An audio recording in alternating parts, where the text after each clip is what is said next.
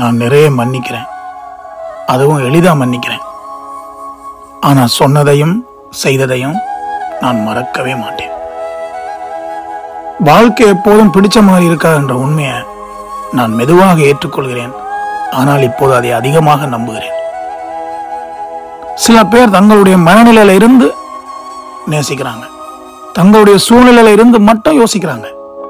ஆனா அவங்களால ஒரு இதயம் காயப்பட்டு துடிச்சு தவச்சிட்டு இருக்கிறத புரிஞ்சுக்கிறதே இல்லை. தாங்க முடியாத வலி இருக்கின்றதால கண்ணீரை சமூக ஊடகத்தில் கொட்ட முடியாது. நான் எதிர்வினை ஆற்றவில்லை என்பதால் அதற்காக கவனிக்கவில்லை என்ற அர்த்தம் இல்லை. பொறுமை ஒருபோதும் வலியை குறைக்காது, ஆனால் அது வலிமையை அதிகமாக்கும். ஒரு மோசமான உணர்வு உள்ளுக்குள்ள நாம செத்துட்டு இருப்போம், உணர்வோம் செத்துட்டு இருக்கிறத. ஆனா வெளியே எதையுமே காட்டிக்கொள்ளாம இங்க வாழணும். சிலது நமக்கு தற்காலிகமா இருக்கிறது கூட தகுதி இல்லாம இருக்கும், ஆனா அதே நாம நிரந்தரம் நினைச்சிட்டு இருந்திருப்போம். குழந்தையா இருக்கிறப்பவும் நாம அழுதுருப்போம், இப்பயும் அழுது கொண்டிருப்போம். ரெண்டுக்கும் என்ன வித்தியாசம்? இப்ப நம்மளால சத்தமா அழ முடியாது.